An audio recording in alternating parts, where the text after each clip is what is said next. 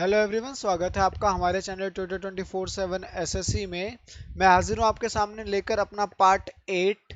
जैसा कि मैंने आप लोगों को बोला था कि हमारे 1000 क्वेश्चंस की सीरीज चलेगी, तो 1000 क्वेश्चन की सीरीज का ये कौन सा पार्ट है?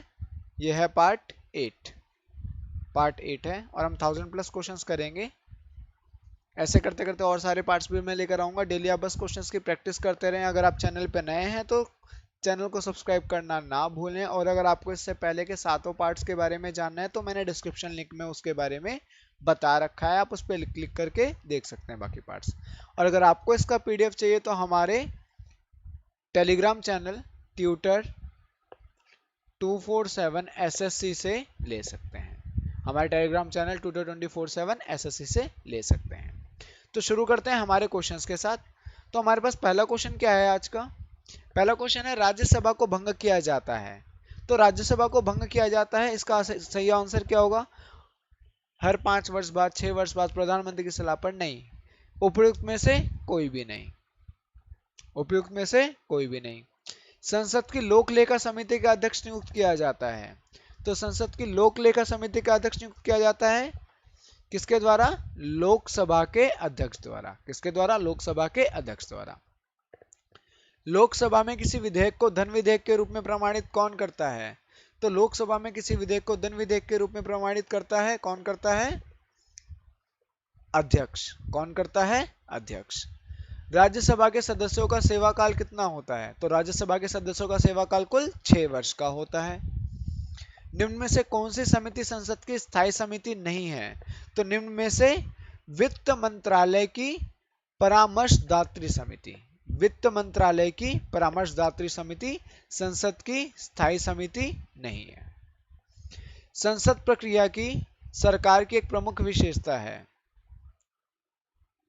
संसद के प्रति मंत्रिपरिषद का सामूहिक उत्तरदायित्व। संसद के प्रति मंत्रिपरिषद का सामूहिक उत्तरदायित्व। सरकार की मंत्रिमंडल प्रणाली की सबसे महत्वपूर्ण विशेषता।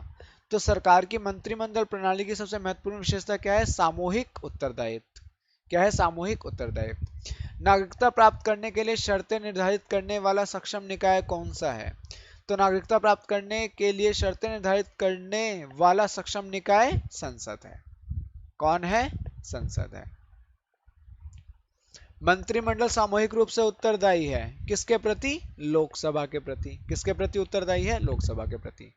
भारतीय संविधान के अंतर्गत अवशिष्ट अधिकारों का अर्थ है, इसका अर्थ है अधिकार जिनको केंद्रीय सूची, राज्य सूची और समावर्ती सूची में स्पष्ट रूप से शामिल नहीं किया गया है। भारतीय संघ में नए राज्य की स्वीकृति कौन देता है? तो भारतीय संघ में नए राज्य की स्वीकृति संसद देता है। कौन देता है? संसद देता है।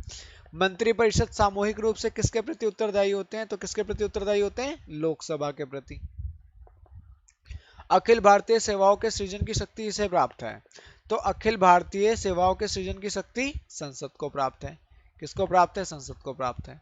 विधायकों को किस प्रकार की सरकार में कार्यपालिका से अधिक प्राथमिकता मिलती है? तो विधायिका को संसदीय सरकार में, किसमें? संसदीय सरकार में कार्यपालिका से अधिक प्राथमिकता मिलती है। निम्नलिखित में से कहां कानून बनाने का प्रस्ताव पेश किया जाता है? तो निम्नलिखित में से लोकसभा तथा राज्यसभा, लोकसभा तथा राज्यसभा दोनों में ही कानून बनाने का प्रस्ताव पेश किया जाता है।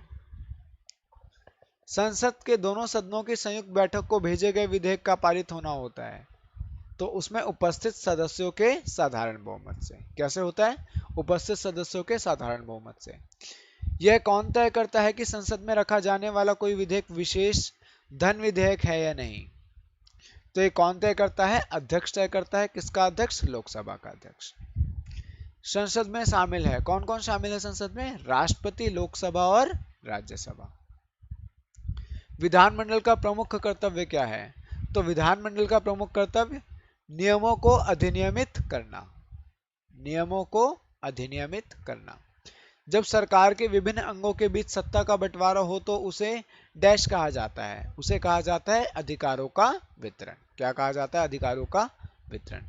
भारतीय संसद में कितने सदन हैं? तो भारतीय संसद में कुल 2 सदन हैं। संसदीय शब्दावली में समापन से क्या आशय है? समापन से यह आशय संसद के सत्र का अंत। संसद के सत्र का अंत। निम्नलिखित में से कौन भारत में कानूनों को बनाता है? तो कौन बनाता है? राष्ट्रपति और संसद के दोनों सदन। राष्ट्रपति और संसद के दोनों सदन। केंद्रीय विधानमंडल का अध्यक्ष बनने वाले पहले भारतीय कौन थे?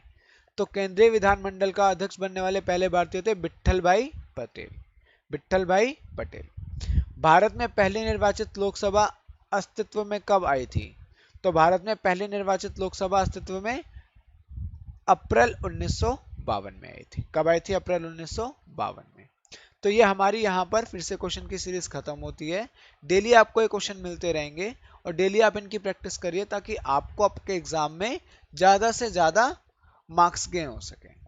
तो यहीं पर खत्म करते हैं आज की इस वीडियो को। धन्यवाद।